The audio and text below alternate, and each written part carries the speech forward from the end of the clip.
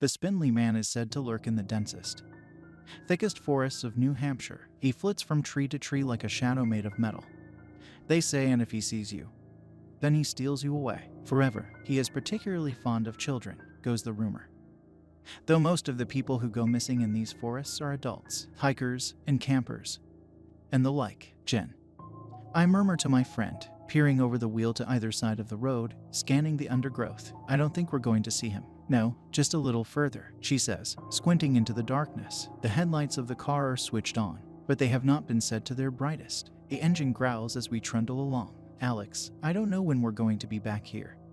So, we have to make the most of it now. We could come back tomorrow, I suggest. We'll have a few hours in the evening. I see her shake her head in the side of my vision. No, it has to be at night. Night. Proper darkness. Says who? The forums. She replies matter-of-factly, pressing the button to slide down the window so she can get a better look into the wilds. Cool forest air, thick with the scent of pine, drifts into the car. I sigh. We left the main road about 2 hours ago, and we left the road that branched off from that about an hour ago. We're maybe 45 minutes deep down a road that hasn't been fixed up or attended to in years. The last building we saw was a lonely, unmanned gas station way back in the forest, right near the turnoff. I don't think we're going to see him, I mutter, still scanning the forests. We will. This is textbook stuff. 2 teenagers out after dark, in the woods. If we don't see him, well, then he just doesn't exist. And what are we expecting again? Of this Spindly Man. Come on, Alex, Jen says to me, looking right at me with a huff. I've told you already. He's incredibly thin, hence the name. He looks like he's made of metal sticks, though he moves really quickly and hides in the shadows. And he wants to take his victims away. Is that right? And what does that entail? Exactly, Jennifer giggles. Nobody knows, she whispers in her best spooky voice, as something catches my eye out there in the darkness. I slam on the brakes. The tires screech against the road. Fuck, Jen shouts, the tension in the vehicle suddenly taut. What is it? Is it? No. I interrupt as my heart rate cools right back down. No, it's not the Spindly Man, but it is something interesting. I peer at it from the driver's seat, catching my breath. It's just slightly out of the range of the headlights, but it glitters and reflects. It's metal, I tell her. So that's what made me, well, you know, I thought for a second. You really had me there for a moment, Jennifer says with an anxious laugh.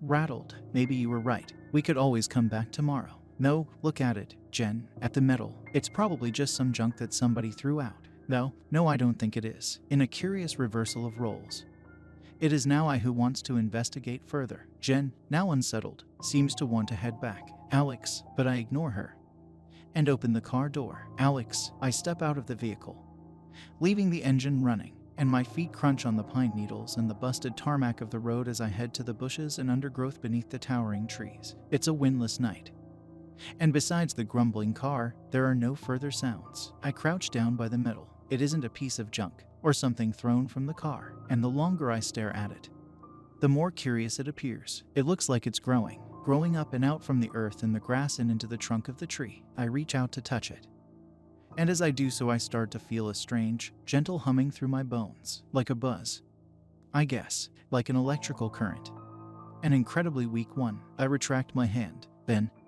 I reach back out for the metal root. The sensation returns, and all the hairs across my forearm rise up in unison. What the hell? I murmur to myself, bewildered. I hear a car door slam shut and the sound of approaching footsteps. Alex, Jen says, look, let's just go back. You were right. No, Jen, just wait for a second. Come check this thing out. What is it? I don't know, but put your hand near it. Jen crouches down beside me and brushes her hair from her face. Before reaching out a hand to the metal root, she experiences the same sensation as myself. Whoa, that's creepy, she says, and I accept the truth in her words. It is pretty creepy. To be honest, I rest back on my haunches and look around. It's just us, a gently rumbling car, and the endless trees, endless, dark trees, beneath a cool, moonless night. There's another one over there, Jen says, and I look back to her. She has risen back up to a stand, and I do likewise, following her eyeline. A little bit further down the road, and a little bit further back into the forest is another metal root. This one looks longer. I'm just going for a quick look, Jen, I swear, I tell her, half jogging down the road, and still within the lights of the car. I clamber through the closest rows of bushes and ferns and forest vines to get a little closer. This root, as I've taken to calling them, is longer than the last, like the Loch Ness Monster.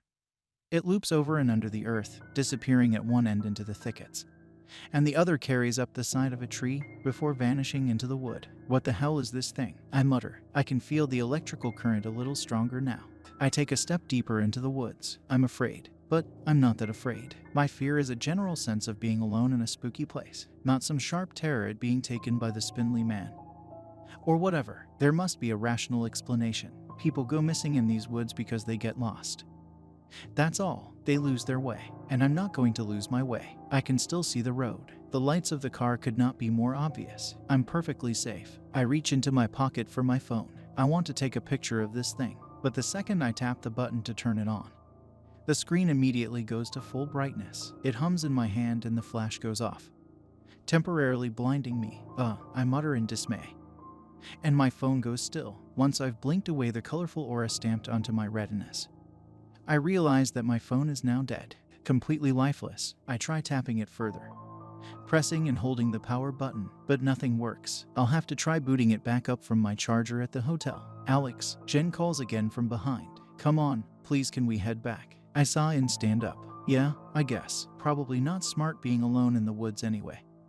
I guess we got carried away. My phone's being weird too. My gaze carries on deeper into the woods, and I am taken aback by what I see. There are more of those metal roots, intertwined with the natural roots and merged into the trees. Lots more. In fact, one of them carries way up the trunk, winding around and around, partially subsumed into the wood. I lift my neck to look up to the treetops. The hell? The treetops appear to be connected with wires. As I turn my head and move from side to side, they catch in the light through the branches from the car. They're everywhere, woven between the branches and disappearing into the dark, gently wavering, softly shaking leaves. I hesitate. My gut warns me that I am in danger before I can register why. My heart rate begins to shoot right back up. Go back, warns a voice in my head. Get back to the car. Alex, the leaves rustle, and I realize now why this is an issue. There's no wind. The night air is dead still. I begin to make a hasty retreat back through the forest, stumbling through the bushes and being far less careful than I was on my approach. Thorns cut my lower legs as I scramble desperately back towards the road. Something metallic creaks in the darkness overhead. No, I shout out. Stay back. Alex, what's wrong? Jen is at the roadside. She grabs my hand as I stumble over the bushes. Back in the car, I tell her, quick, go, go, go. She can hear the panic in my voice, and she doesn't argue. It takes all my willpower not to stop and look behind me as motion catches in the corner of my eye. A shadowy shape scampering down through the shadows of the tree. We jump back into the car, hearts racing, and slam the doors tight closed as Jen winds up the window. Alex, she says, grabbing my arm. What is it? But I don't respond. I simply stare ahead through the windscreen window. Jen turns to follow my gaze and slams her hand to her mouth. Here is what I see. It is all saved in my mind, like a screenshot. In the highest definition, I see a long, straight and damaged road, littered with pine needles and leading away into the darkness of the unknown. On either side are an army of trees, silent and watchful and terrible in their stillness, beyond the beams of the car. Their leaves become quickly lost to the night, and it is impossible to tell where the trees end and the sky begins. Beneath these silent sentinels is a frozen sea of grass and undergrowth, as if the water was caught mid-wave, tumbling and crashing and frothing up onto a stony beach, and promptly transformed into green matter, into foliage, thick and intertwined. And at the side of the road, creeping from these waves of thorns and directly into the center of the light, is the Spindly Man. I do not know if I can convey in words how utterly repulsive this thing truly is. Its very presence on the road is an assault against my sense of reason. For starters, it shouldn't be able to hold itself up. My knuckles turn white on the wheel. The Spindly Man is impossibly thin. He is comprised of straight metal bars that bend in roughly the places you would expect to find a human's joints. At the knees, at the elbows, etc., he is a stick figure brought to life. His head is made of thin mesh wire, curved and formed into a rough ball around the central pole of his body. He walks like I imagine a deer would walk if it was told to walk on two legs. My skin crawls, and the Spindly Man lifts his head to look at us. He has two glowing orange eyes, like bulbs, I suppose, and for a moment, we regard each other, us two teenagers, and this monster in the road. And then, he screams. Every hair on my body stands on end as he twitches and convulses, contorting and scratching at his face with fingerless hands. The noise is metallic and high-pitched to the point of being painful. The Spindly Man's body twitches as he writhes and shakes. And then he quickly lifts his face once again, sprinting to the car and slamming himself up against the hood. The lights of the car fade in and out in tune to the frequency of his screams. "Alex!" Jen shouts at me in terror. "Alex, drive!" And I do so. I twist the key and slam the car into reverse, the engine revving angrily as we shoot backwards down the road and perform a half-turn, knocking the backup into a tree as I do so. The Spindly Man stumbles to the road and then picks himself back up, running at full speed towards the car through the darkness. "Alex!" Jen screams. And with a lurch I slam the car into drive and tear off down the road, back through the forest and back the way we came. My cheeks start to hurt, and I realize that I've been clenching and grinding my teeth this entire time. I try to force myself to relax them as the Spindly Man tears after the car in my rear view mirror. He matches the speed of the car, his two orange eyes glowing in the shadows as he races after us. "Alex!" He's not stopping. Jen forces out through whimpers. "Alex!" I shoot a quick glance down to Jennifer's seatbelt, ensuring that she has it on, and then, with a deep breath, I slam my foot down onto the brake. We are both thrown forwards, Jen and I, with a grunt and a great mechanical creak from the car, and the Spindly Man crashes at full speed into the back with a great slam and a shower of tinkling glass. I seize the moment and bring across my foot, slamming down on the accelerator and roaring us away through the night, the engine of the car howling in protest. We leave the Spindly Man behind us, a crumped pile of metal poles and wires in the middle of the road. We sit in silence for a while, too afraid to break the tension of what it was that we saw back there in the forest. It isn't until I have brought us back onto a slightly more urbanized road that Jen finally cracks. "Did you see them, Alex?" she whispers, and my stomach lurches. By talking about it out loud, she has given life to what it was that we saw as we sped away. Because we didn't just see the Spindly Man back there in the forest. We saw a little bit more than that as we were driving away and leaving the curious, crackling electric energy of the forest to the darkness.